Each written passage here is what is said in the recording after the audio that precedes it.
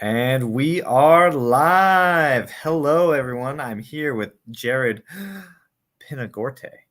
Pinargote, so close. No, you're wrong. I'm surprised how often of You damn that comes info up. noms, and you're getting your names right. How could I? I feel I have. So close. I find it funny that like so many people add an R right after the go. Like, where does that come from? I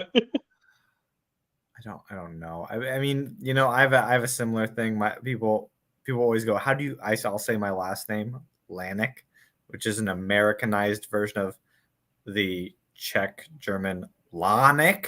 That's how you're supposed to say it. And we go Lanik to Americanize it, and people are like, "How do you spell that?" I always have to spell it out. Yeah, Pinargote would be hard too. Nargote.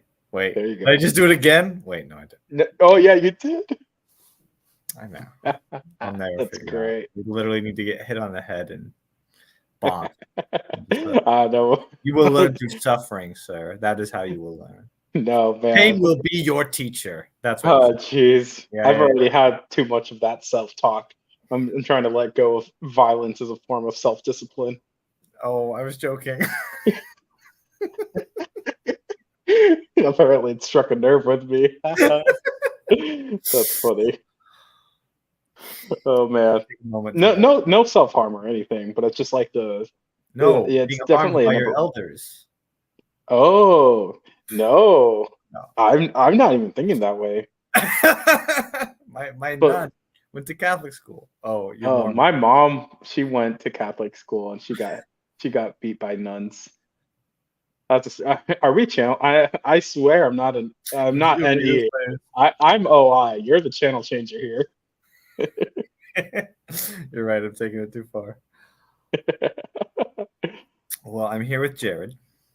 Jared, Yes. before I Hi. just derail it further, why don't you? I would like to let everyone know. I thought I met Jared uh, during the type reveal party. Thought he was a really interesting guy. So I was working on some AI. Had a good talk with him. Thought I'd bring him on. So, Jared, why don't you tell us a little bit about yourself, a little bit about your background? I hear you're up in the Salt Lake City area. Or... Is that what my Discord says? I have to Is that what update it that because says? I'm in Smyrna, Tennessee, Smyrna. Nashville area. Why did I think you were a Mormon? Are you a I Mormon? I am Mormon. I So just I. don't. Oh my gosh! Just intuitive leaps. To intuitive leaps over intuitive leaps. That's so funny. Yeah, no, definitely Mormons, yeah, Salt Lake City, Utah, big connection. And you're not wrong. I did live in Lehigh, which is like 30 minutes away from Salt Lake City. Okay.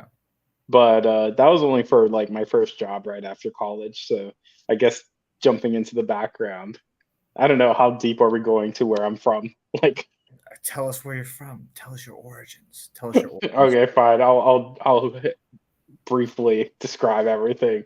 Born in '94. I'm 29. My Mhm. mom is from Mexico. My dad's from Ecuador. They meet in New York.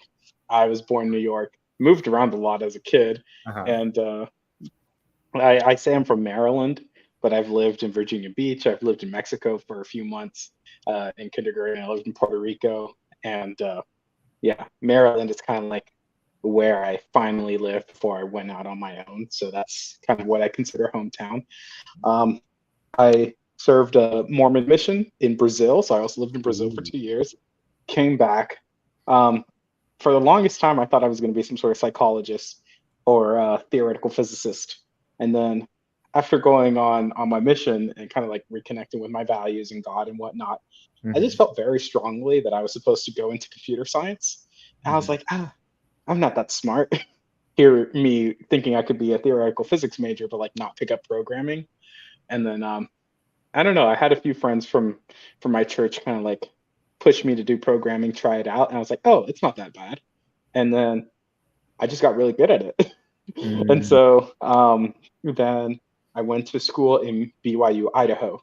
So people may have heard of the LDS school BYU out in Utah. This is Idaho. This is the one Okay. that's a little easier to get in. Their acceptance rate Uh-huh. is 98. So yeah. I tried to go to the Utah one, but I didn't make it in, unfortunately. So then I studied computer science with the idea that I was going to do virtual and augmented reality because I thought that's the future. That's where the money's going to be. Mm-hmm. And I did a VR. lot of AR VR stuff. My first job, I got hired on as an iOS developer, and I kept advocating, hey, I want to do augmented reality. I want to do virtual reality. Eventually, they let me, do some things. I got a lot of my major chops in that first company out in Lehigh, Utah.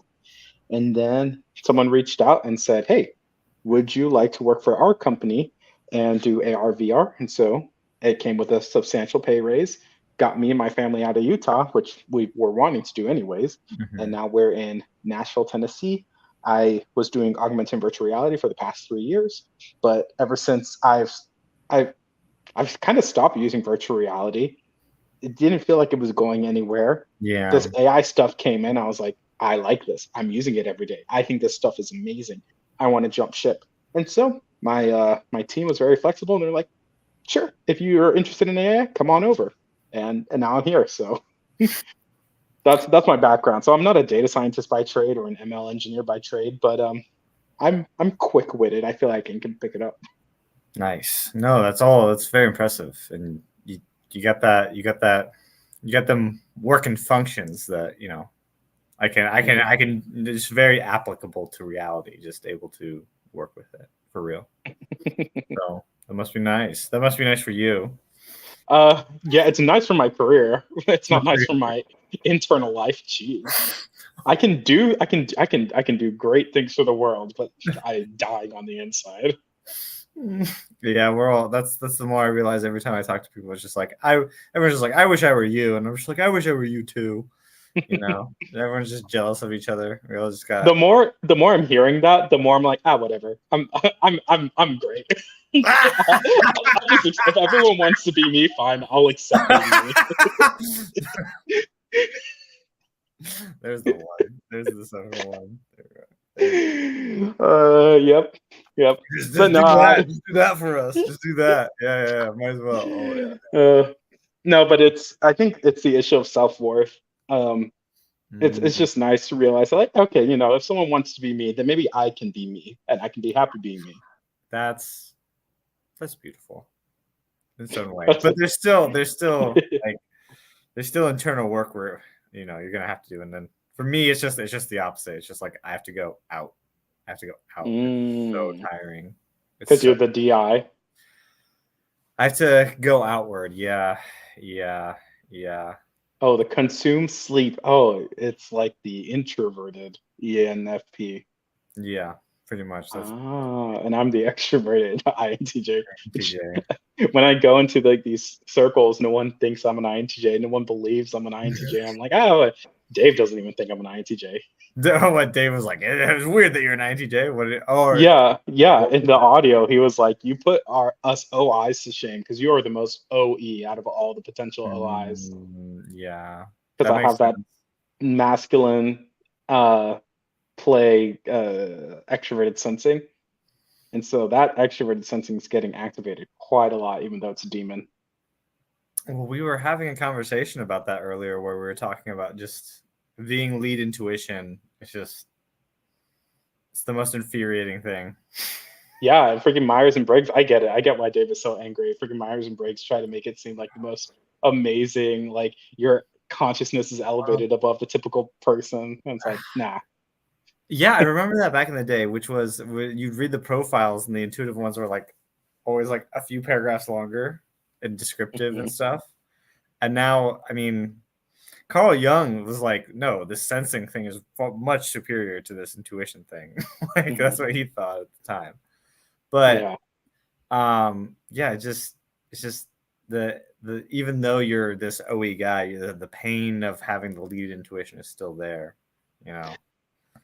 A quick question. Do you Uh-huh. have an openness to the belief of an afterlife? Is that kind of Do like I have the an openness to it? yeah? That's a good question. And it's not what I'm about to share is not really dependent on that. I'm just curious in Mhm. order to frame this. I'll be honest. There are certain members of my family who think I'm psychic, which I go, no, guys, I'm not. I'm not. But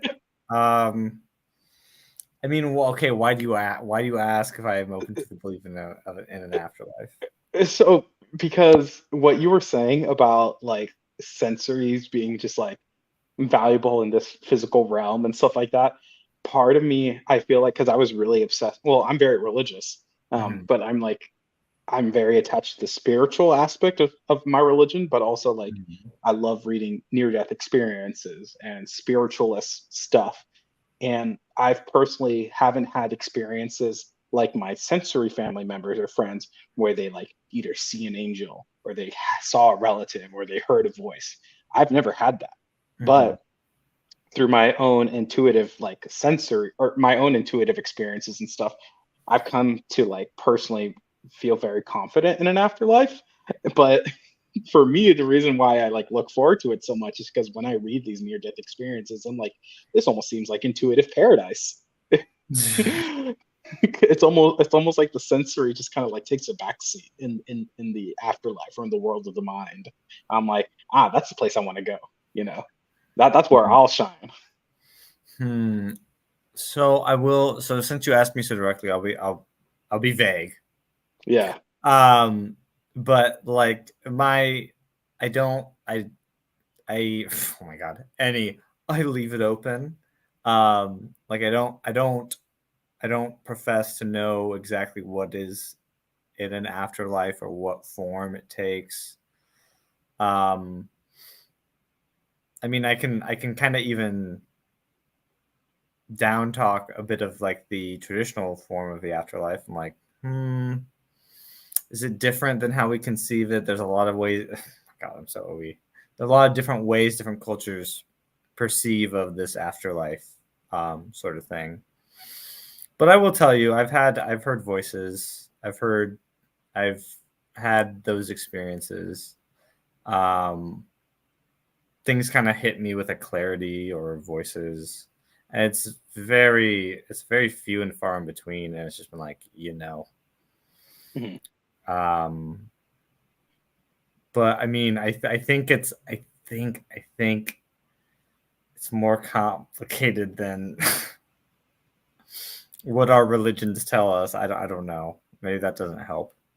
I think it does actually because I kind of agree with you since, even though I am pretty rooted in my own religious interpretation, like I love and this is why I thought I was any originally until Dave kind of helped me see it. It's like I love taking in the different interpretations, gathering in from different religions, different backgrounds and stuff like that. I'm like, okay, what is the OI archetype that is, the common ground among all of these different like perspectives of the afterlife?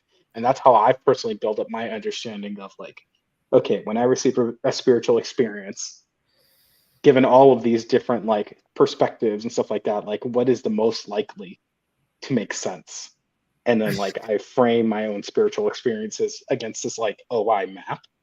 And I'm like, oh, okay. And like for me, that's how I'm like, okay, I'm more comfortable with, consciousness in the mind and stuff like that. And like Mhm. talking to people from different religions, I'm like, yeah, I might believe my religion is, the one right one for me, but like I'm very open to like the fact that we're all human and we can all like agree on a physical reality, right? Maybe we can all kind of like perceive something in a way.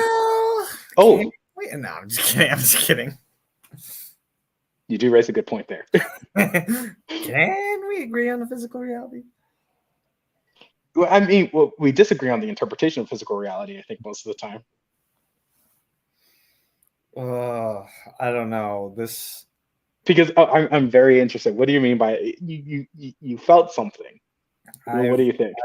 I've been trying to study more about this, what Donald Hoffman and people are saying about DMT and this. Our view of reality is just an interface, and I'm just like, sometimes it's hard to even understand what they're saying. But I don't know. Yeah, that makes sense.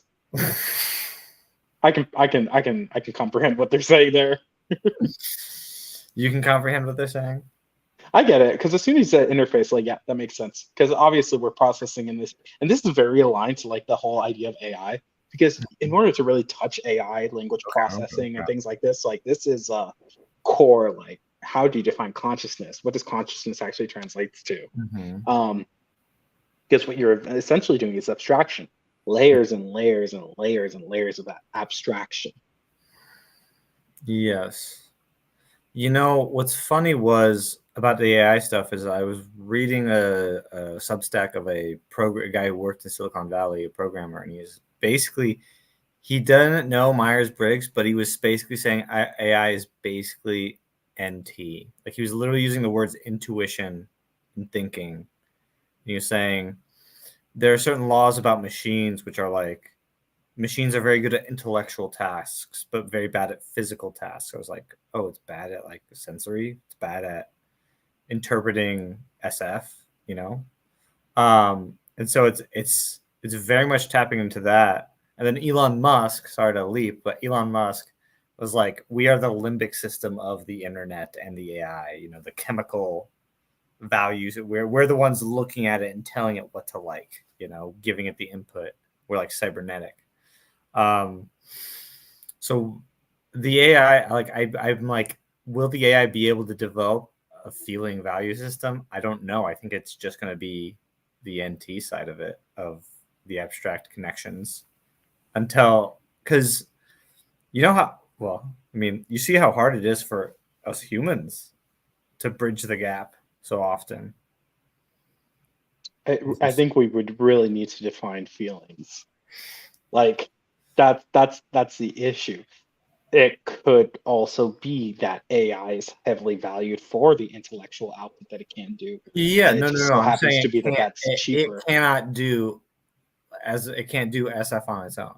It can do more MT on its own. It can't even do NT on its own. Okay, it can't. You're right. It's not an agent. That's the other thing I heard. Like, Yeah.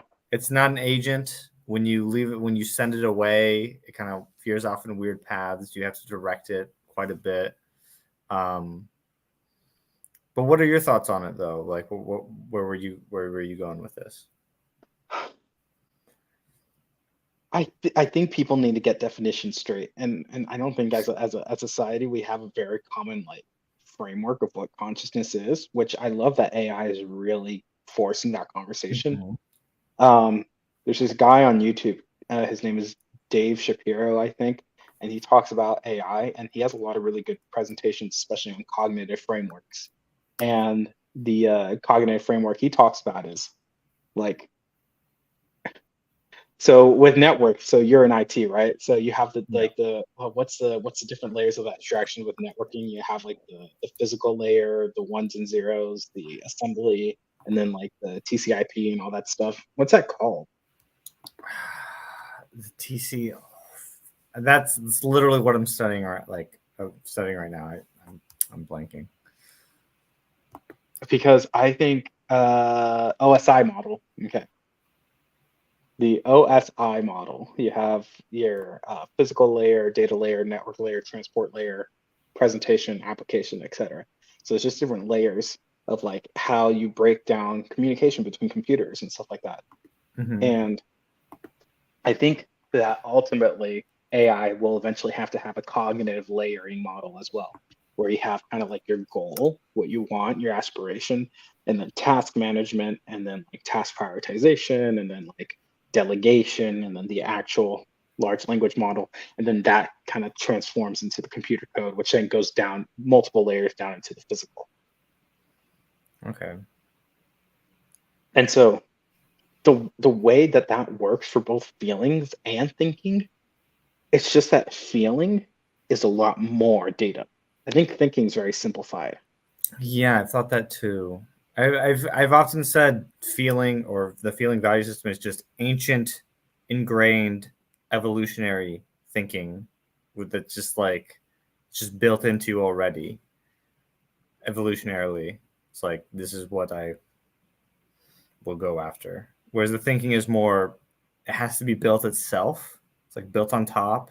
It's electrical and mechanical, and it's I don't know. It's simplified. Is it, I don't know. Is that what you think? You think the feeling is more complex?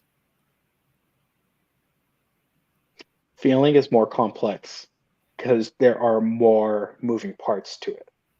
Technically, sensory is more complex as well. Yeah, Yes, sensory is more complex as well. because it's just more, it's way more data. Exactly. Yeah. There's one video, I don't know who sent it to me. Maybe it was you or someone else in the group, but they basically said that like it's not like a 90-degree parallel between intuition, sensory, and thinking and feeling.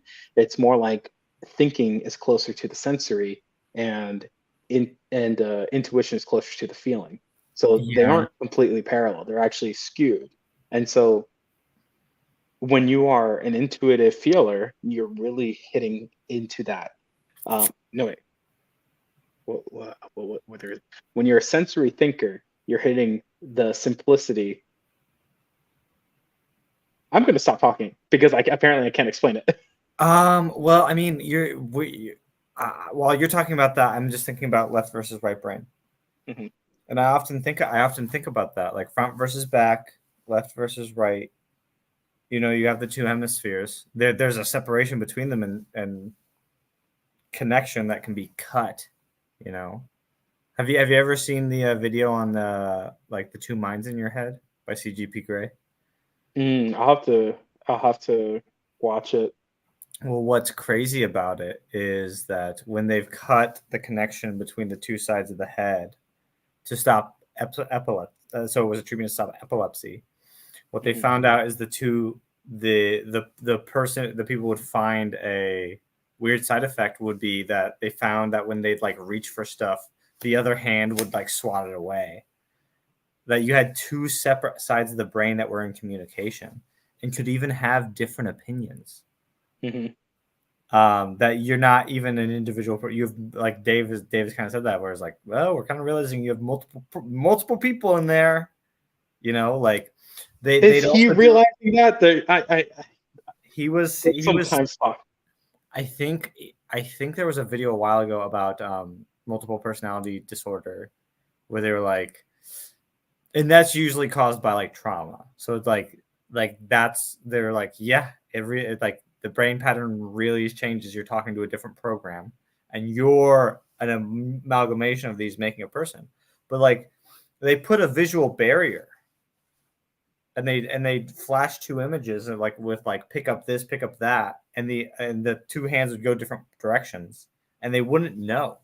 And so it's like it'd be like it tell this side with this hand to pick up a Rubik's cube, and it would, and then ask the other side, which could verbalize, because one side can't actually verbalize. Oh, explain to me why you picked that up. Oh, it's I love Rubik's cubes, or I picked it up because it's this pretty color, even though they picked it up because they got a verbal command. The person wouldn't know. It's like that's so bizarre. Like I can see it. but Yeah. I often think about the left and right. Like I think about the war of temperaments. That's something I think about a lot. So that you're bringing it up. You're bringing up that ST is closer to S is closer to T and N is closer to F. And I kind of Mhm. think about the two sides of the brain are kind of in unison. And I often think of the front versus the back as more of a war. But I'm not sure if that's true. I'm not sure if that's my projection. Have you ever come across internal family systems of therapy or parse work or schema work? No, I'm not. I've never heard of that. I swear this needs to be part of the conversation more. The premise is that you are a bunch of almost like self-contained entities all within your psyche. And so the way that different parts talk about it is like it's essentially that you have different parts of your psyche that you can treat as subpersonalities. And in order for you to actually be like the emergent phenomenon of who you are, you have different parts of you that do different things. So, like in the brain, we can see this. There's a part of your brain that processes visual information, and another part of your brain that processes auditory information, sensory, all these things, right? But Mhm. the abstraction in the psyche, you have a part of your brain that is, I mean, we even talk about it right now, NI, TE, a part of your brain that is, SE, and the IFS model is that like you can also categorize different parts of your brain not as cognitive functions, but as different like programs that go on in your brain. that have basically, when you're dealing with dysfunction, three different models. There's a part of your brain that is the exile. So it's like it remembers trauma, it remembers pain, it remembers hurt, and like it'll scream when it's triggered and stuff like that. And so then you have your managers, which are your schema, your programs, the automatic patterns that you do in order to prevent you from getting hurt. And then you have your firefighters, which is once you do get hurt, how do you cope with that? And Mm. so parts work is, I think there's chair work or shadow. No, yeah, I think it's called chair work. The idea is like, okay, you put an empty chair in front of you, take a part of your psyche that you struggle with, a part of yourself that you feel you have difficult feelings with, and then imagine it out there and talk to it, reconcile to it like you would with an actual person. And so it basically is the idea that you can embody all these different things in your head and talk to them like you would with people and have a relationship like you would with people. I mean, it's as you were talking about it, you were like, it needs to be part of the conversation. I'm like, this is saviors and demons, kind of like this is the different parts of my psyche. Like, Mm-hmm. and I get what you mean. Like, yeah, it makes sense. And I wonder if that would be a better method for certain types. Like, because what I'm doing all day is just mythologizing my life and making just stories in my head about myself, which aren't real. But yeah. I think you're right. Certain types would do better with this than other types. Well, I was wondering as you were saying that if that would be like help like a DE get in touch with their DI or something like Yeah. that. I Yeah. mean, that's what's helped me. I could only understand myself as a person, Yeah, that would make sense. I've heard the DEs say that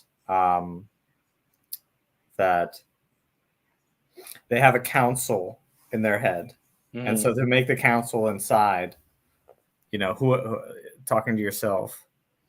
Yeah. And I would imagine then, if I were to take a leap of faith, that the DIs would benefit from imagining the tribe. Yes, imagining the tribe. I agree. Just a second. I'm gonna go off camera for a second. I'll be right back. All right.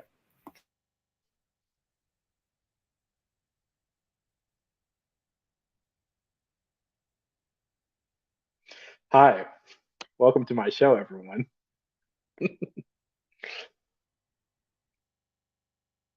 You know, I have the camera now.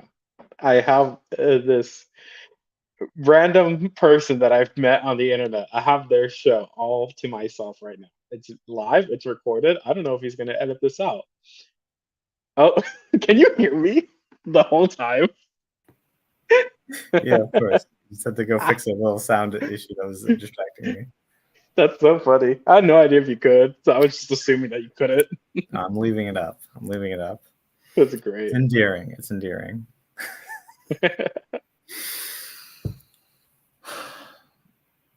How far do you think AI is going to go? I think it can track feelings. I think it can track emotions. Mm-hmm. I think that it won't go as far as to be human, because from my like general framework that kind of like encapsulates a bunch of different religious traditions and definitions of what it means to be human and alive, I think embodiment in a biological system and being born is necessitates being human. Like for me, my definition of human or like being like alive is being born of something through like the natural process.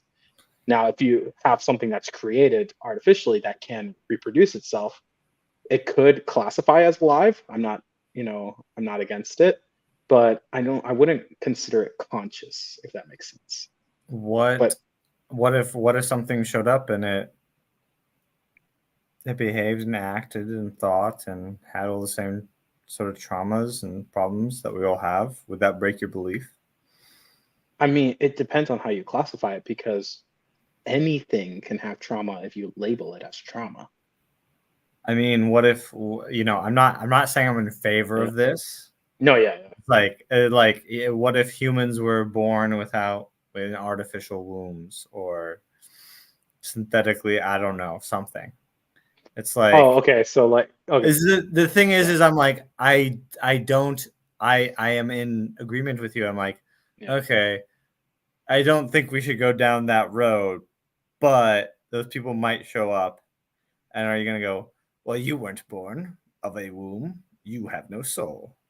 I don't. I know. I wouldn't go as far to say womb because obviously, like there are. I I think the idea of an artificial womb may potentially be possible. I'm not sure. I'm open to that possibility.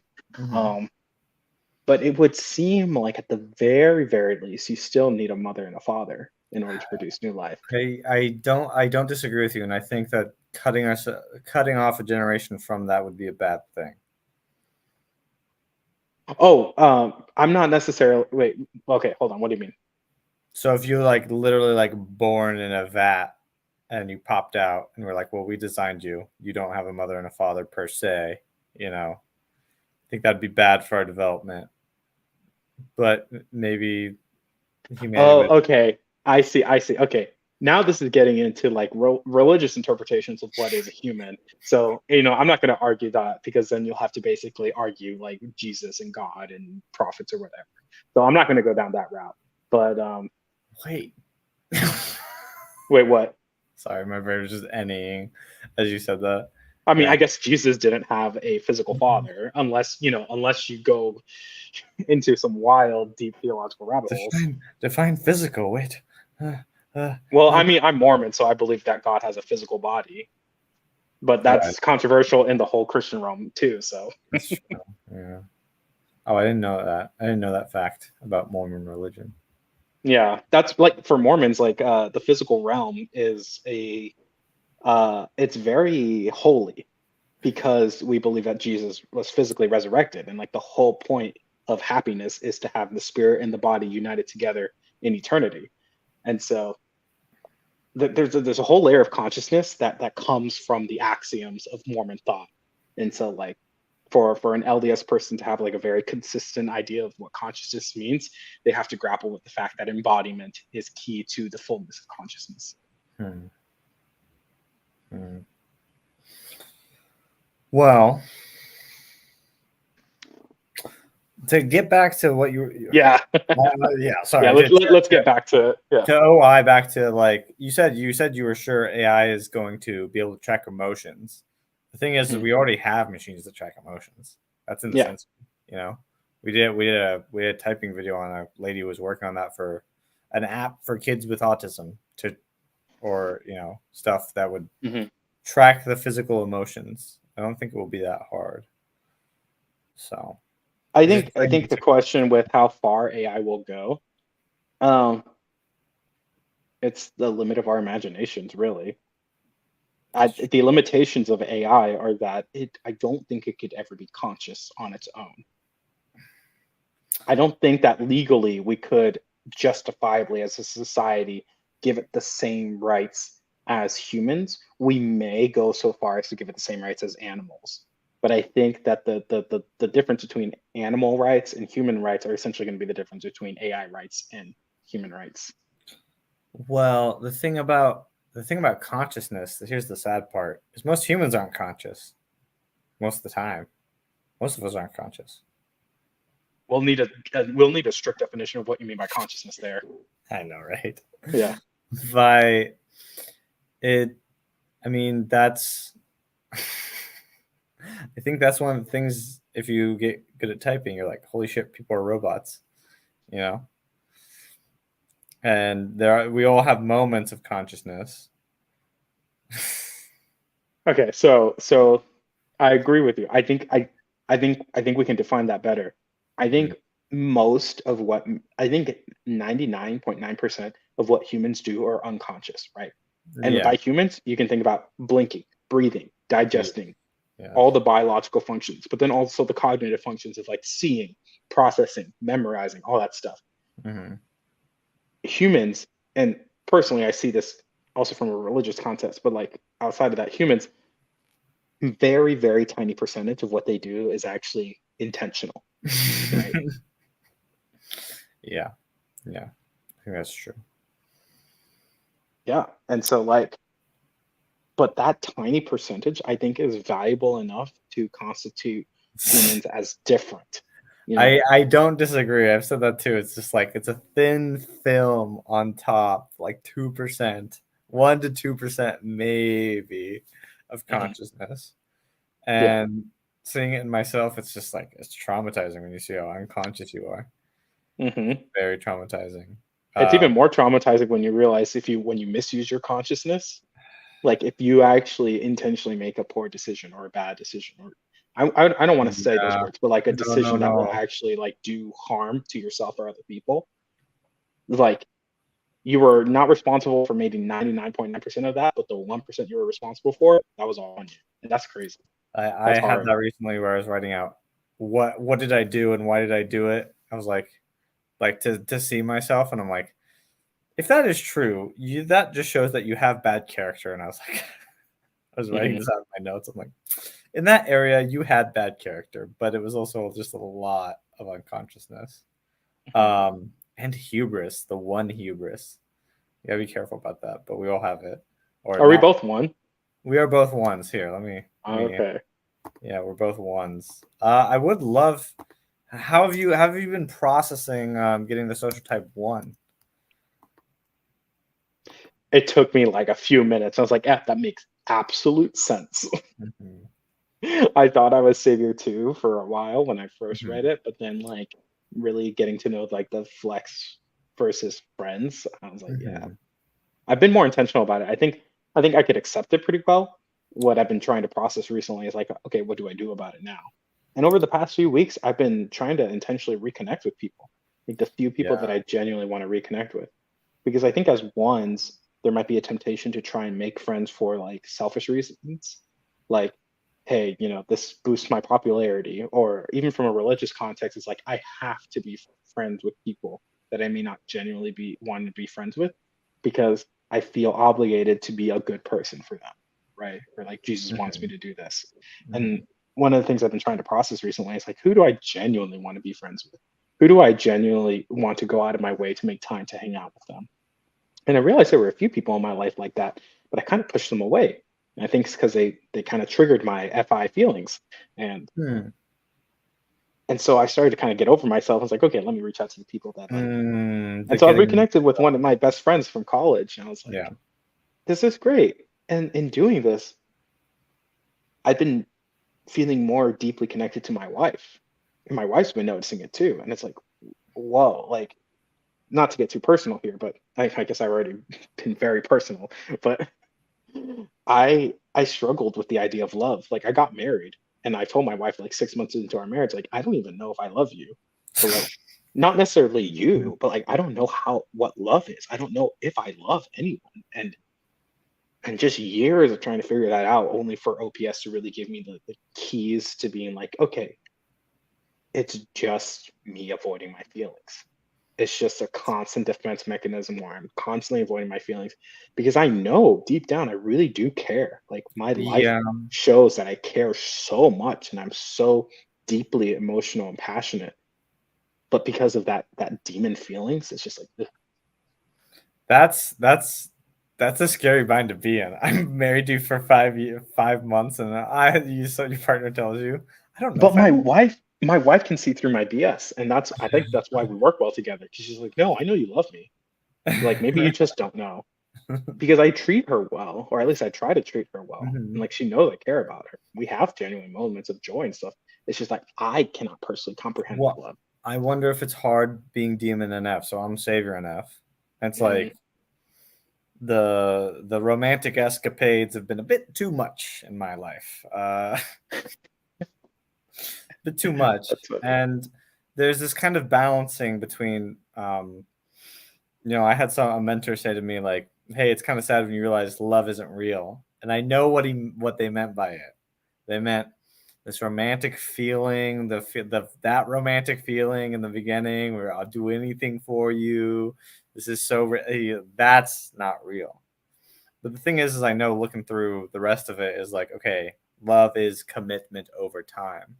And there's so often I think about this where I'm like, okay, why do I want to be growth mindset? Why do I want to be responsible? It's because like I want to be the adult the relationship between the parent and child is the parent takes care of everything. The child is a selfish ass, and the parent loves the child unconditionally Mhm. and hopes that the child will one day grow up and be an adult. But it's not a mutual thing. It's a one way. It's a Mhm. one way love. Like the parent's love for the child is much more than the child's love for the parent. Um, That's kind of crazy to think about. But it's oh, true. shoot, I have to think about that. I have two kids with a third on the way, but then also like I don't know, from a religious context, if you see God as like a loving father, like if you have like an all perfect, all powerful person that loves you, Mhm.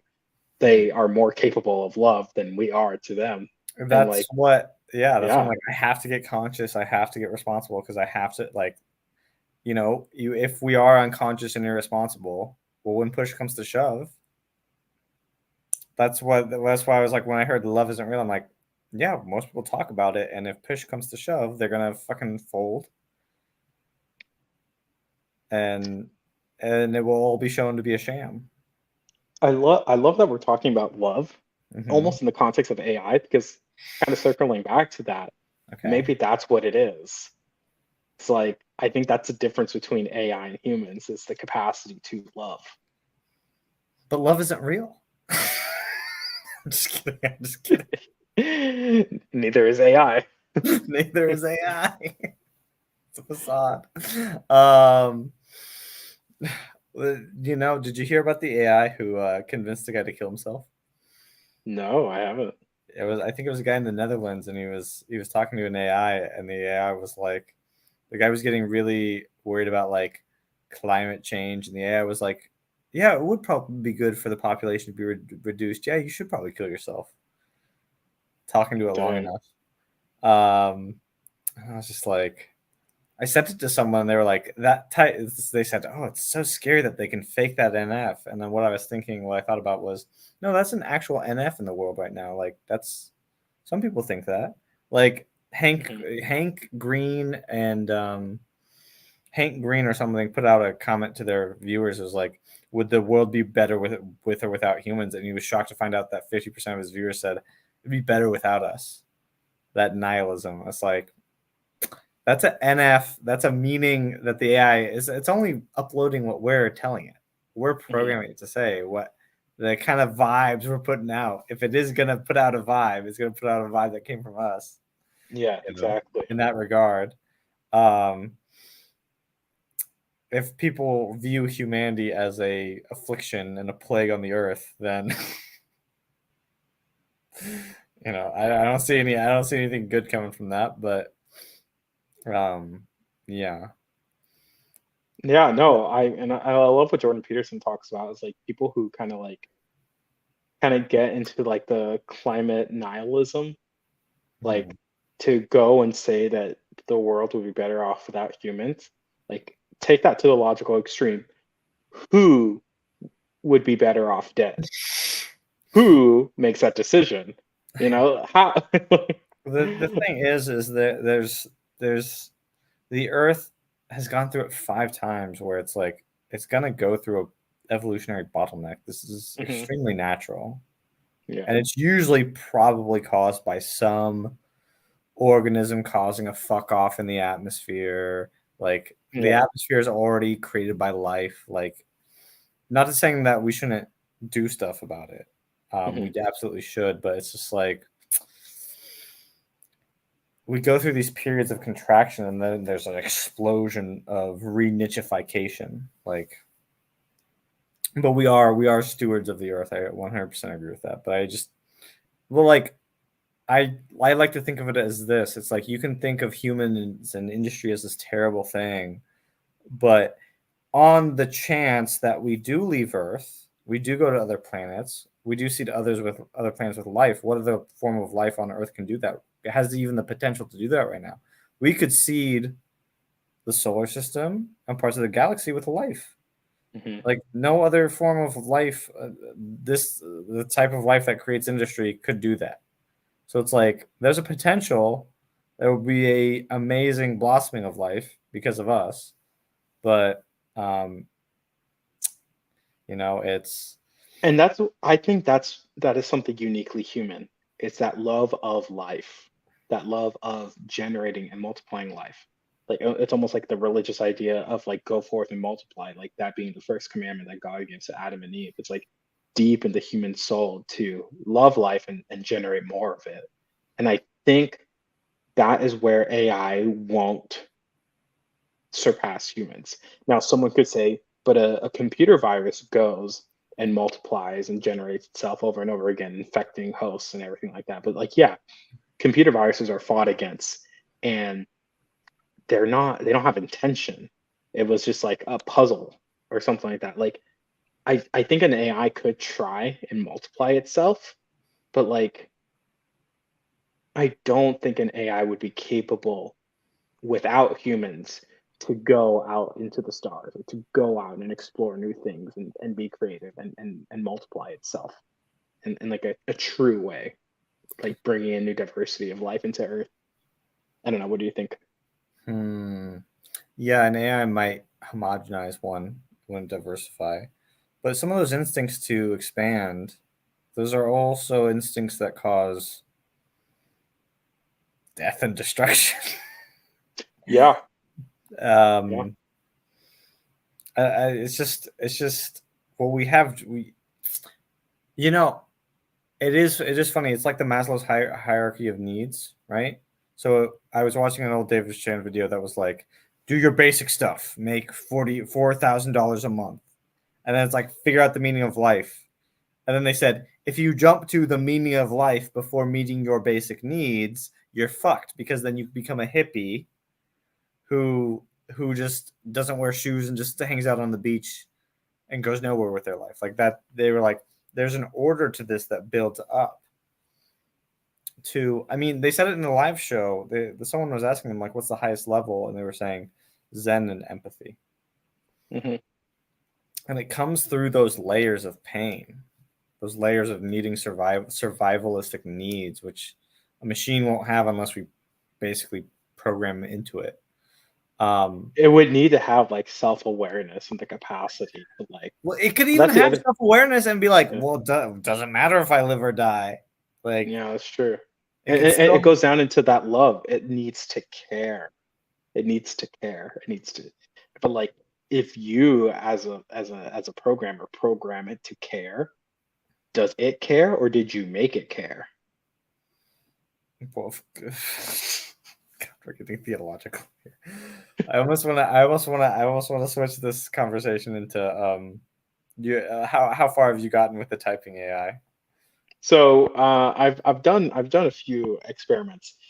I had it, so I had like a mega prompt with Hmm. GPT technology, Hmm. and I gave it like my video transcription, and it got around 70% of the coins pretty spot on. It did Hmm. get messed up on the coins that were difficult for me.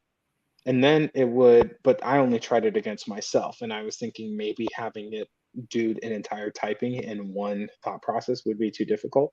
Hmm. So I have a plan to like break it down into like individual like coins, which would probably get better results. Um, but then realizing that that's a very intense cognitive thing. And again, I started to get a lot of overwhelmed with tasks. I Hmm. came across John, who runs the 512 types test, and he and I are working together on Ooh. processing his data and saying, hey, can you, now that you have very like modular digitized answers to questions, can you create a simple machine learning algorithm that can identify types better? What I saw is that his simple models are able to have pretty high correlations of like 70 to 80%. And so, can AI take that, 5 percentage points better? The fact that we have that much data and the fact that we have, you know, a straightforward metric, I think it'd be easier to demonstrate the value of not generative AI, but just simple machine learning models for that. So that's kind of what I'm focusing on right now, seeing if we can hit that increase. And if we can, great. Then I'll go back to kind of like because one of the things I'm learning too in this whole process is what are the definitions? I ask people, hey, how do you tell the difference between S and N? And sometimes people don't have those solid answers. Like you feel for it. I was like, okay, but a computer doesn't have the human context of feeling for it. Like Hmm. you need to define it and translate it into language terms that could be analyzed through language. And I think that's what I'm in the process of doing it. Like once I learn the coins better, I feel like given the background and data that I have in language processing, that I can define it finally better for a computer. Because like Dave talks about like sensory versus intuition, like yeah, they'll do both, but you got to see which one they respect more. And so that key of like, hey, when you're tracking this, track the language of respect. What is being respected or valued? What is the point of their um, of the transcript?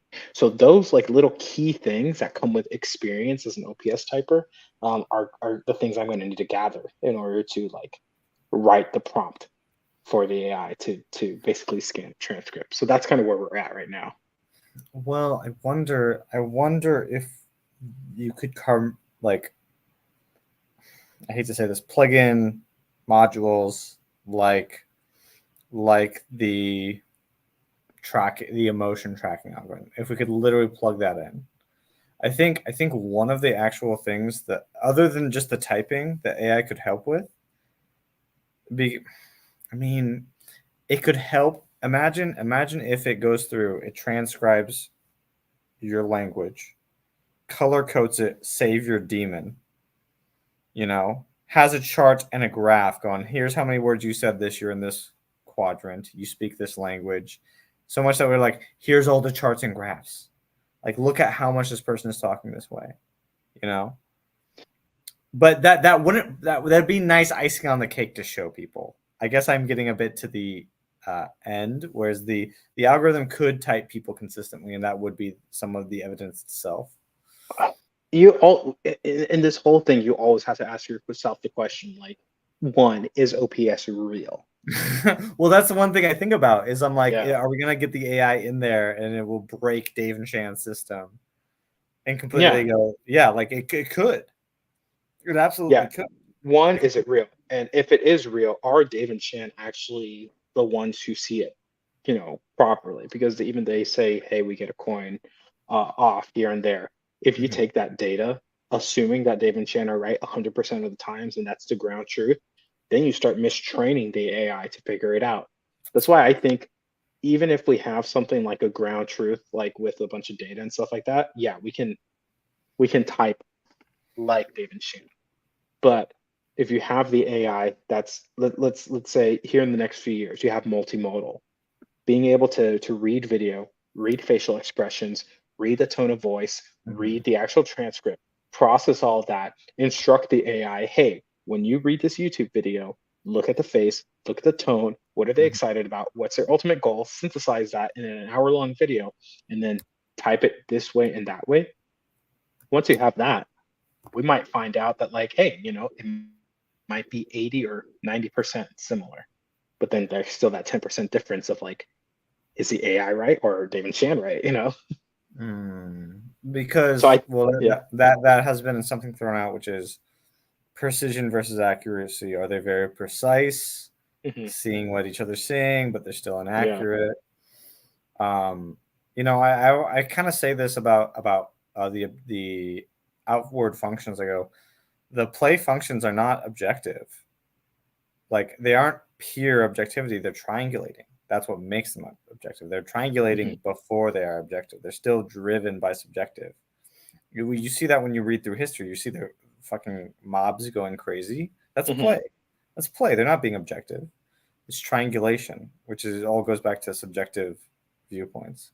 So it's closer to objectivity. I'll say you're more likely to get objectivity, but it's still not a promise. It's still what not i guaranteed. what I think is going to be proven in the court of the public as like Mhm. the defining personality type is the one system that can be leveraged with an AI to actually make real human predictions, like real like life coaching things. Because it Mhm. could be something as complicated as OPS, or it could be something that an AI makes up on its own. which may have similarities with OPS, but may also like be bringing in things like the Enneagram and stuff like that, have its own language, and then the AI basically self-discovers its own way to track personality and then Yeah. provide real benefit to that. So Yeah. OPS may be a component to it, but like in the court of like public perception, whatever actually works is going to be useful. But then you also got to ask yourself, do people want to know? If the whole idea of OPS is that most people don't want to know their true personality, then you're kind of in a catch-22 where like most people probably won't want to see themselves and they'll debate, the AI says this, obviously that's not right. And so no one's going to want to perpetuate that system. Well, that could be true. I mean, I literally had a conversation. There was literally someone talking to on Discord who was like, "I don't want to know my type. What's working for me is working." I'm like, Mm-hmm. "Yeah, but why are you here?" And what I was thinking was, we're all trying to get conscious, and you're basically saying, fuck me fuck. I don't want to be conscious. What I'm doing is working." And we're like, "Hey man, you might be sleep lost. Like, do you know what happens to the sleep lost?" No offense. Yeah, no, I get it. I get it. I've been in therapy for the past year. I Yeah. understand. Like, do you see what's coming? Like, you don't want to, Hmm. because yeah, I was just like, as I was like thinking about like criticizing this person, I was like, if I say you're subjecting us all to your BS, because you're like, for me, it was particularly triggering because this guy was complaining about the banks and the dishes and all this stuff, and I was like, I've gotten through the dishes. I respect the banks. I'm like, why are you disrespecting all these things? Like, don't tear up don't tear out the tree and think that you're going to pull out the roots and everything's going to be dandy. I know there are problems with these things, but have you made something better? But it's just like, I'm just like, and he's like, I'm just venting. I'm like, well, I can't keep listening to this. But then I go, I've subjected people to my bullshit. It's hard for me to throw stones at someone when I'm still working on it. But I'm just like, we're trying to be conscious. That's what this whole community is about, is we're trying to be conscious. And you're saying, not interested. I'm like, I go, why are you here? Oh, I just like, I was just like, it was just eating up a bunch of the conversation. That's all. It almost sounds like in the end, anything that works needs to be advocated for by people who care about it, and it needs to be felt either deeply or like sufficiently enough by people. And like it's love and passion that advocates something moving forward. That is interesting because it seems like what Dave and Shane were saying during the last live stream was Shane was basically saying Myers-Briggs kind of came and went, kind of blew through businesses, and it hasn't stayed because it doesn't actually work in the long term. And she's like, we're trying to get the ST so that it works. And I'm like, that's something that's helped my observer brain out, Mm-hmm. is getting triggered by, oh, this terrible thing is going to cause a collapse. And it's like, it might. So what? What doesn't work will not go on. Mm-hmm. So it won't survive the long run. Yeah, like yeah, communist or like I fascism or know, and whatever. then Yeah. the counterpoint in my observer brain is, well, communism took over for 80 years in a country, and that could happen here. It's like, okay, but that's where you have to get in the character and the skills to be able to be someone who is not gonna like, okay, why are you afraid of that? Is that because you can't leap and can't move? In my life, I can't leap, can't move because can't do ST. Okay, maybe you should work on that so that if that did happen, even though you're not going to live as though that will happen, you are just versatile and you can move. Because that's. Yeah. Hey, I'm gonna need to hop off in a few. Do you want to get into kind of like rapid fire with the questions? Sorry about that, Oh, because you need it's. to hop off. Okay, let's. I didn't know. I've had the interviews that go 2 hours, so Oh, really? I'm so sorry. I Yeah, didn't I know how just long. I didn't know how long we didn't talk about that. here. No, you're right. I actually need to go to the What? bathroom. Can we like I need to go to the bathroom. Can we Okay. pause Yeah, yeah, for a yeah. bit? Thanks. Yeah. Okay. Hello, everyone. We're going to take a quick break. Hello, one viewer. Having a good conversation with Jared. Drinking my favorite. How's your day going? How's your day going? One viewer. I appreciate you.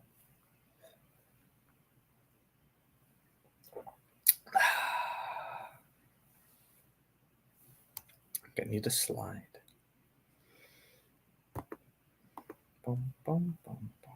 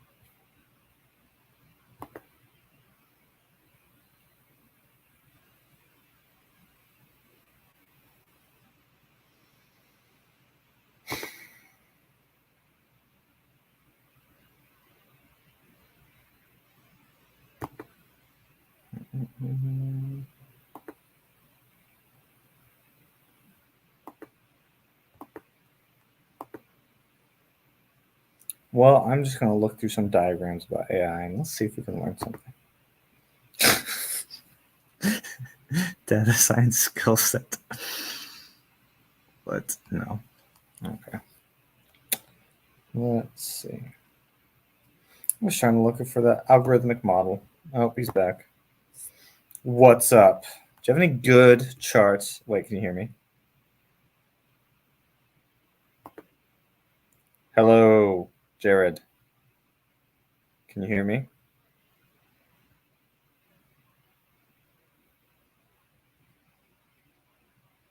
You just muted yourself. You have muted. Okay. We're Oh, there you are. There you are. Okay. okay. Okay. Yeah. Sorry Okay. about that. That's failure of communication on my part. That's fine. The problem hasn't come up before. So should have made a rule for that. I should have made a personal sleep rule for that. As I communicate how long the interviews go. But let's get into the 7 questions. So, first one, Jared. Mhm. If you could be famous for something, what would you want to be famous for? Probably something related to my religion, just like making it more intellectually sound, like being able to like justify, like, hey, if you believe this, and that, here's some good theological reasons for that. So there's the religious aspect, the career aspect.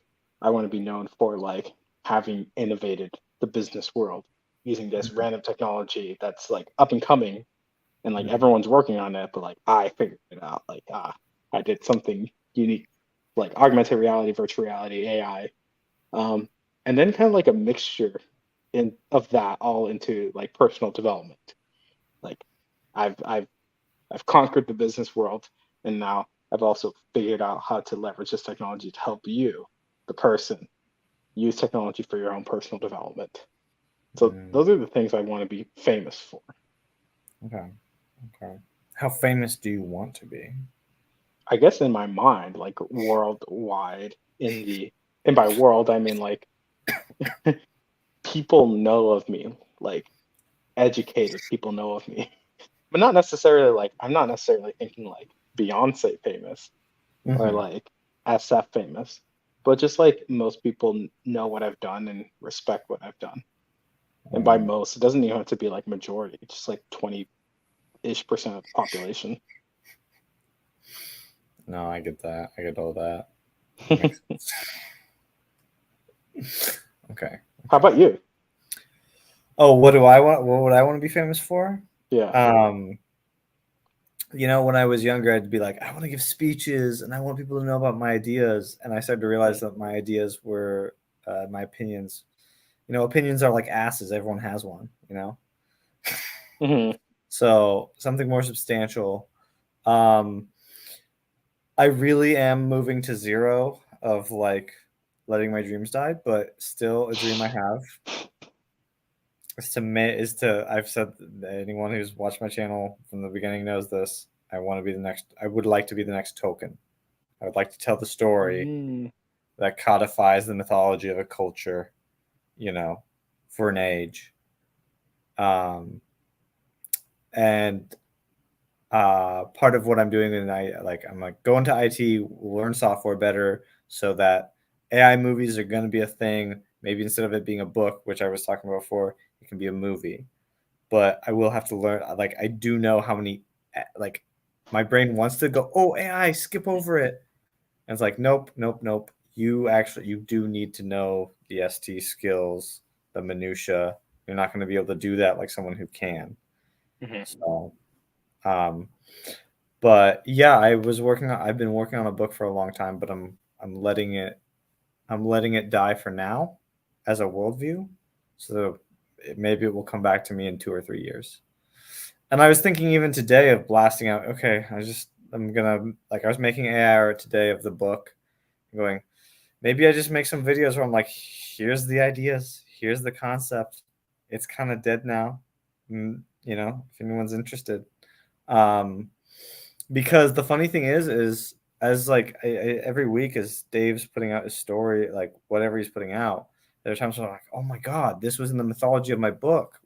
Like, if you watched today, he had that one about the senator who he had a I think he had an aneurysm or something, and he's like super depressed, and the senator, and Dave was talking about depression being a virus, and I'm like, oh my gosh, I want to tell a story about part of that, and I want to tell a story about how we're all unconscious, and I want to tell a story about that. And I talked to this Maria about this yesterday. I was like, I want to tell a story about that teaches people about mental disorders and mythologizes that, and gives them a path out. Because we like they've done classes on that. This is me being observery, which is was it Dr. Lakembe was talking about like how we've been throwing medicine on stuff and it's masking the symptoms, but it's not solving it. Yeah. And so I just keep seeing that mental illness line go up, the suicide line go up, the self harm line go up, and people go, "Oh, we're just measuring it better now." I'm like, "Nope, the ST is there. It's worse. It's getting worse." So I'm like, I'd want to do something and then see that line go down. Maybe it's a piece of art. Maybe it's something to do with OP. What you were saying about the passion, I'm like, oh yeah, that's what I want to do for OP. I want to make the artwork to make the passion here. I want to make OP art. But that's my saviors. I need to go do the ST. I need to go do a lot of reps in the ST before I'm capable of doing that. A lot of reps. Interesting. I've Yeah. I've had that subconscious thought too, which is what has driven me. I mean, I also feel like God has kind of like inspired me to do that, where I'm like, okay, I have these great ideas. I'm not gonna touch them until like I can actually make money. And so I'm like, if I can prove myself that I can actually go and take these ideas and make money, then I'm like, okay, now I have enough ST to know how to do that, so I'll go do it for myself. But for now, I'm doing it for someone else. Well, the problem with me was I was doing all the meaning stuff up front and not doing the ST stuff, right? So Uh, you wait. It's a red herring. yeah. You're doing it the wrong way around in terms of the human needs. You're going straight for meaning. Mm, Going straight for meaning, but you're not doing the building blocks, which is what I see that so much with Dave and Chandler. Like we need to do the building blocks. We need the data. We need the data. You know, yeah, I it like needs to that. be I appreciate applicable. that. You Mhm. know, but eventually I'd like to circle back around and make OP art and But right now I'm just like, just do it. I made a 10-step plan, and at the step 9 was make this much money, and then you can work on it. You can decide about that, you know. Hmm. So Yeah, that's cool. okay, moving on to another question for you. Mhm. What, Jared, would constitute the perfect day for you?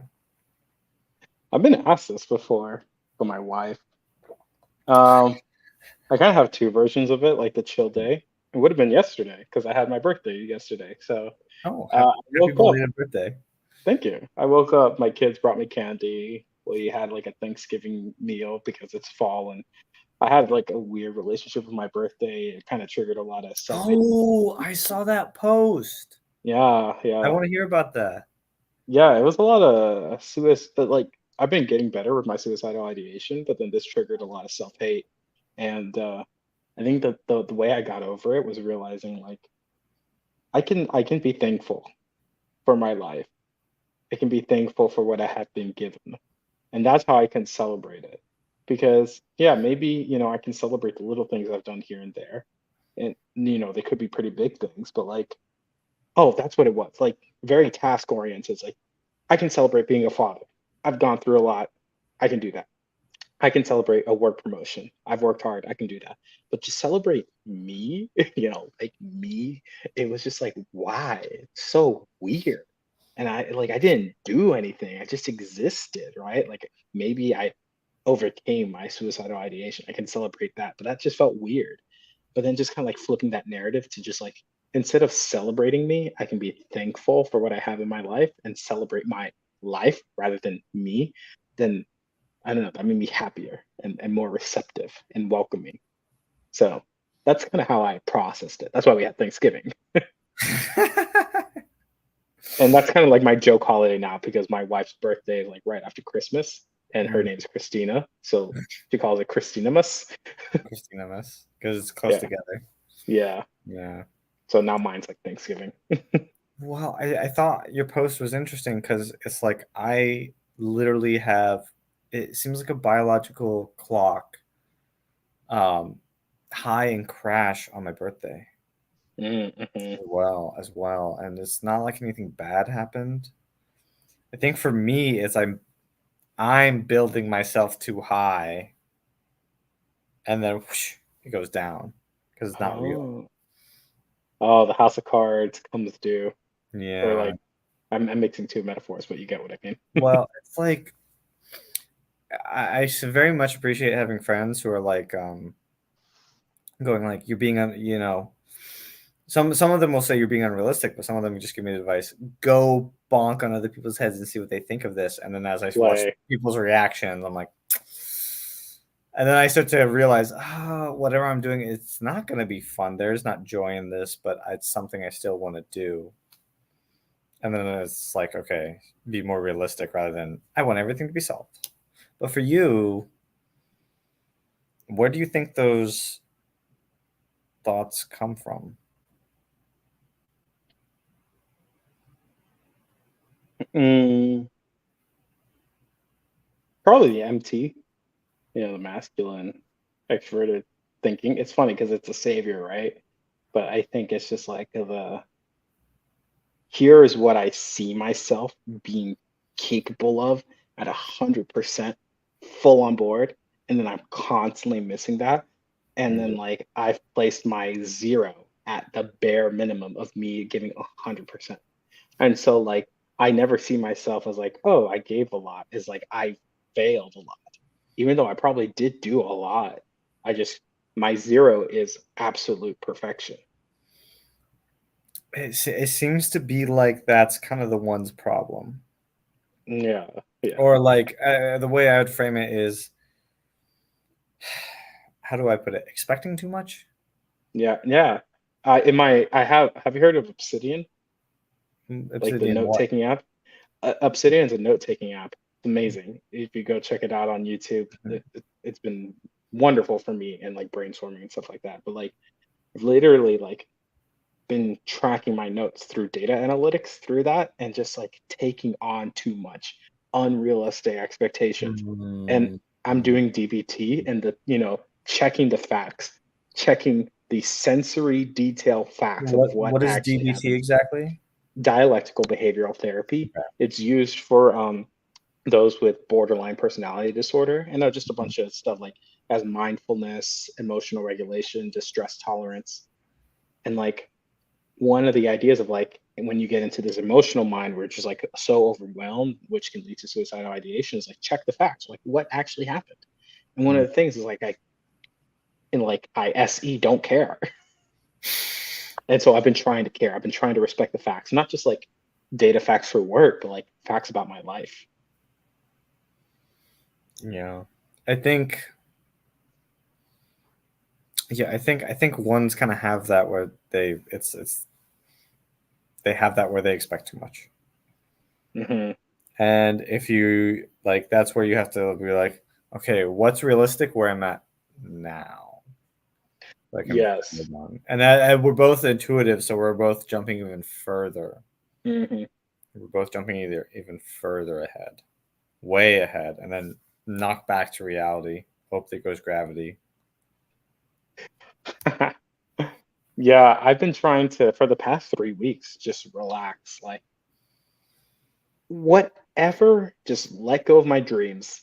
Whatever's going on, relax. If I'm at the point where I'm feeling pain in my body, that is the priority number one. I don't care what I have to drop. Pain in my body needs to be resolved. So drinking water, going to exercise, That's the effect. showering, Yeah. yeah, just chilling, been monumental for my mental health. And I feel like I can actually get more done. And so I'm like, okay, if I want to actually achieve my dreams, I have to focus on taking care of myself, which obvious to a lot of people, but it's like a I revelation to know. me. I know. Isn't that so funny? You have all Yeah. this firepower, then you're like, won't fill my gas tank, or just some wiring's not right, and you're like, Hmm. God damn it. Um, oh, sorry, I was just looking at the questions. It's like, no, no, no, I'm not gonna spoil myself. Okay. Next question. I'll ask the next question. For what in life do you feel most grateful? I want to say my wife, which is funny because I don't think that would have usually come out like off the I've top of had my one head. say that to me before. Yeah, like I'm surprised because I feel like if you were to ask me a few months ago, I may not have said my wife, but like really now that I've done a lot of processing over the past year and just appreciating her, just like her, most grateful for her. And if it's like a non-person thing, you know, grateful for the fact that I am healthy. Ah, shoot, now I sound like a typical person. It was like, oh, I'm grateful for health, but Health, like, wealth, and love. That's what my buddy Griff always says. I mean, speaking of wealth, I have a really good paying job, flexibility, unlimited time off. I love the people that I work with, very smart, caring people. And it's just like, I have a house, I have a high paying job, I have a wife, I have kids, I have a backyard, I have the picket fence. And it's just like, I am literally living the American dream. And then even still, sometimes I expect more. I'm like, you know what? Whatever. I have literally the dream that most people want. I can just be grateful for that. Did you watch the video on that senator? It was very interesting. I'll be honest. I only paid for the 3 months of the class, And got then my you typing, dropped and it. then dipped. That I'm the funny thing is that's what he Dave said. Dave said he didn't see a good outcome for the senator because he's going through depression, and he's like, Yeah. and he has a great wife, and he just won the Uh, Senate, won getting yeah. in the Senate. But the thing is, I think he literally has a medical thing, like Hmm. literal seizure, can't talk, literal, yeah, like had a heart attack or something. He can talk now, but like, and he's like, and then you feel even worse because your outside world is correct, but there's still not something right on the inside. You'll feel worse. It'll make it even worse because Yeah. So, my I wife is mean, great. I bet you can imagine how I felt when I started feeling depressed once I had the great Exactly. job, the great wife, the great kids, and my kids aren't like everything's like the pregnancies, like the births that my wife's been through, no crazy stories. Like everything in my life has been perfectly, immaculately given to me. And to have any form of depression has been doubly, triply hard to deal with. Yeah, but I mean, it's weird to complain, no. about You're that. Yeah. absolutely allowed. It's something that the outside world can't help you with. And what Dave talked about in it is he said what he's looking for is people with antibodies to depression, because he said some people go down into depression and then go back up the ladder, back to townsfolk land. Let's just watch TV and not do anything and not get hurt. He's like, I want to hear, have you gone through the depression and built up from depression, built up antibodies? He's like, it's just a before or after. He's like, I want to be with the people who've gone through it already. Mm. So he's like, he's in his opinion, it's like, yeah, it's coming for everyone. Technically, it might not actually be. Maybe it's not. Maybe by a truth. I just think ones are programmed to be unhappy, Yeah, to I can satisfy. see that. Which But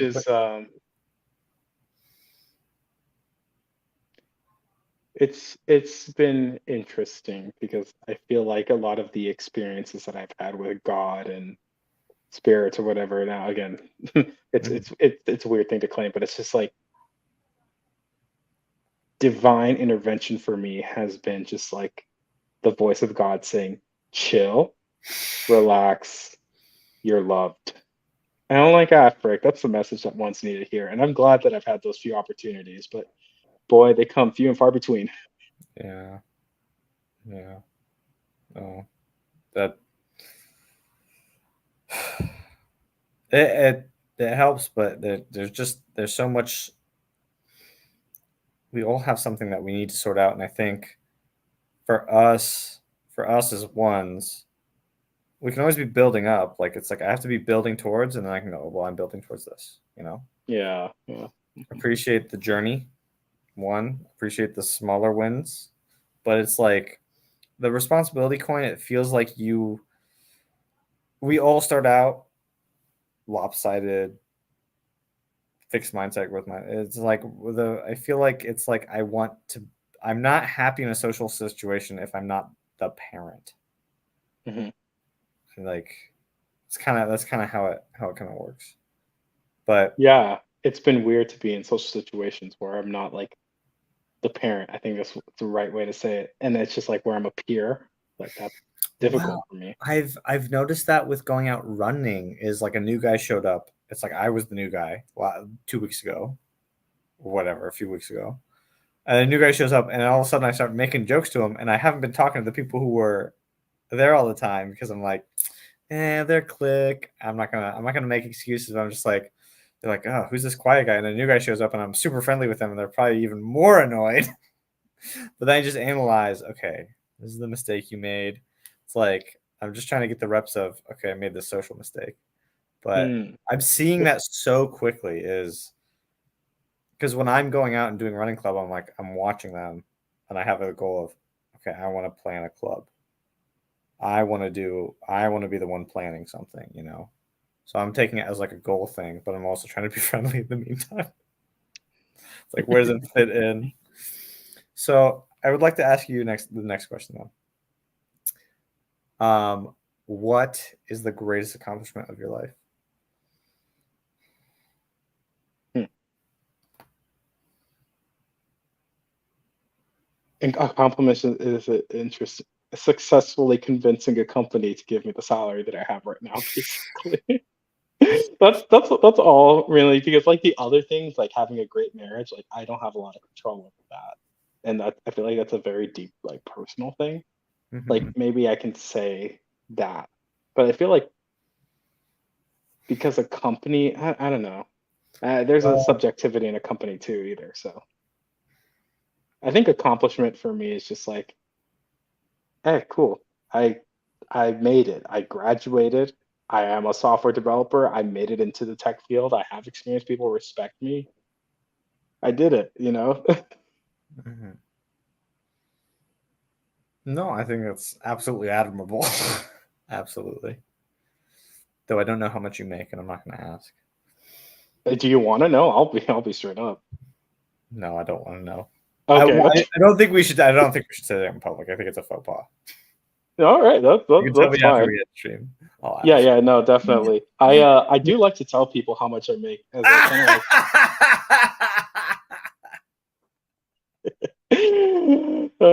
I know it sounds like a flex, but hear me It out. is that is such a flex. That is such a flex. It's I know it's a flex, and maybe I'm just fine to flex, but I do like to say it as a way to be like inspiring. Like, hey, I've made it. Maybe I have some cred to help you make it too.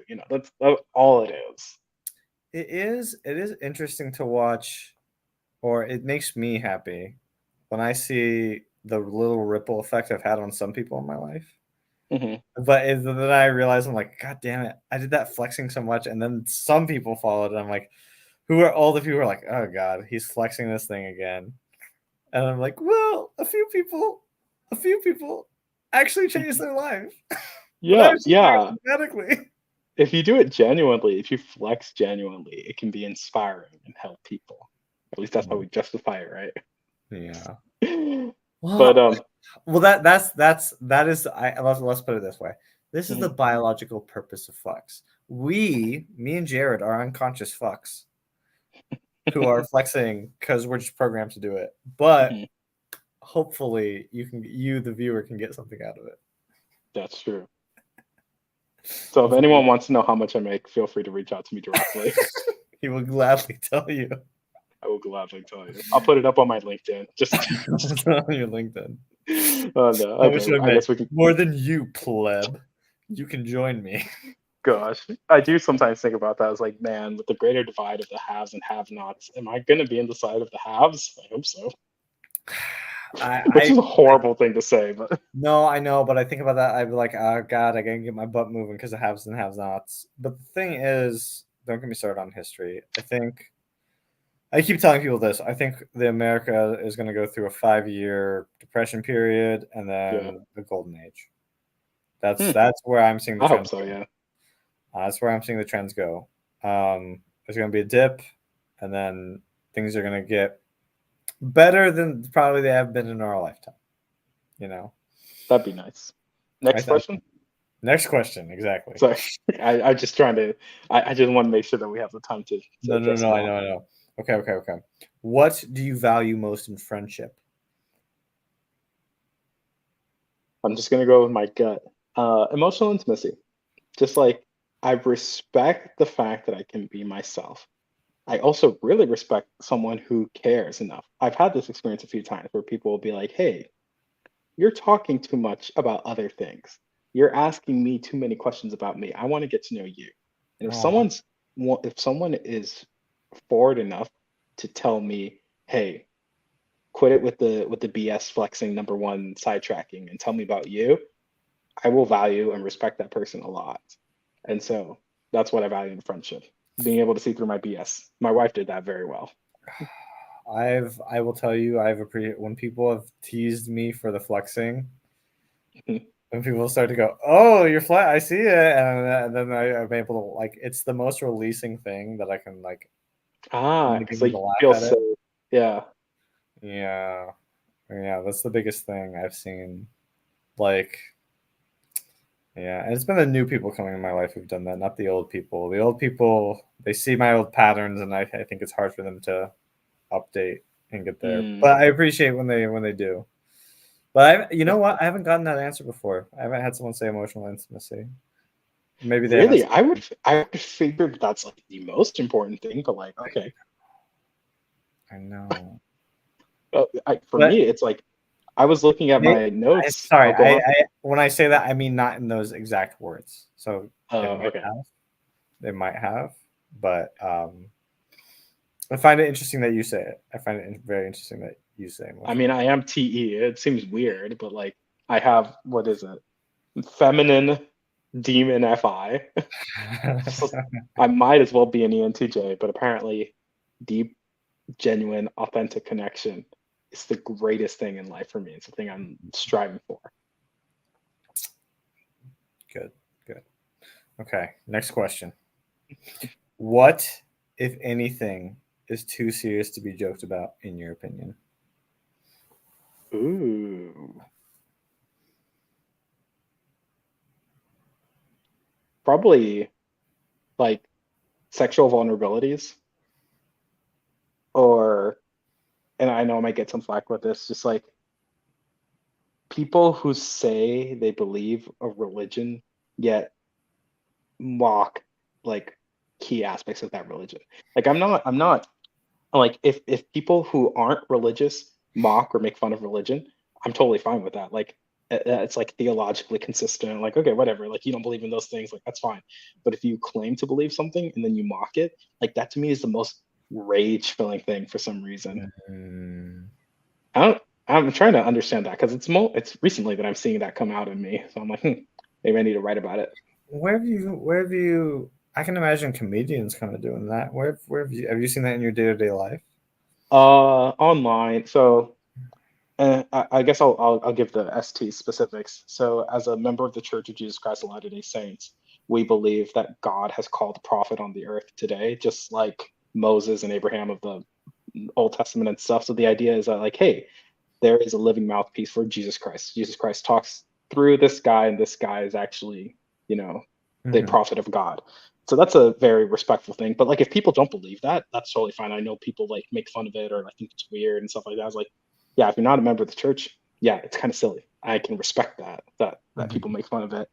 But like, if someone claims that they're a member of the church and they claim that they are believing, and then they like decry the prophet, I'm like, okay, so you're essentially claiming that like you believe that God called this person, but then you're also claiming that you know more than this person, and so that God called you. And so it's like this weird kind of like cognitive dissonance. It almost seems like a very like straightforward hypocrisy, but and that's like sensitive to me. Like, I know there's a lot of psychological processing that I may have to do about that, but that's what my genuine answer is right now.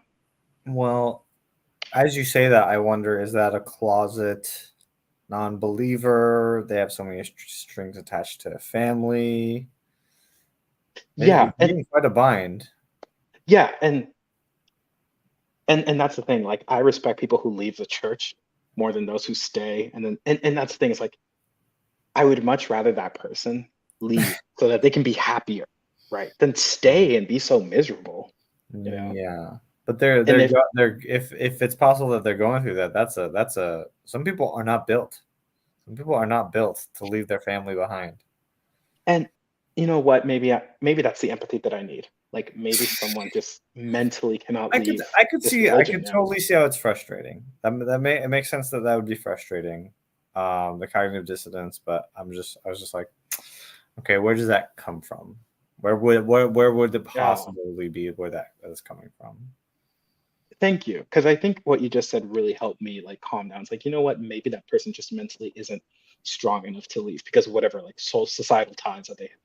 And so they're kind of like stuck between a rock and a hard place. And Mhm. this is how they cope. And that's okay. Yeah, Thanks. you're welcome. I was about to say sorry, but you're welcome. No, thank you. Yeah. Okay, last question. Yeah. How do you cope with the fact that you will one day die? So I'm more afraid of the pain that leads up to death than death itself because, and I'll say this, I've had experiences with my grandfather who passed away from COVID 2 years ago. I know he's alive. Like, for me, like, obviously I'm not saying that this is how other people should believe. Like, for me, I know he's alive. Yeah. Um, I've had experiences with what I assume, what I label as God or Jesus. And I'm like, okay, I know that they're alive. I've had spiritual experiences. Like, okay, I can sense my spiritual body. I can sense that like the essential me lives on forever. But it's the end of my ability to do work on earth that's Mm. kind of scary. And also like the pain that my body's gonna have to endure. But in a weird sense, the fact that I was suicidal is comforting because I know that pain can get to the point where it's so intense I would much rather be dead, which would make death a sweet release. And I'm like, okay, for as much pain as I'm afraid is going to happen, at least I can look forward to the fact that it'll get to the point where I just would rather die, and that's a happy end.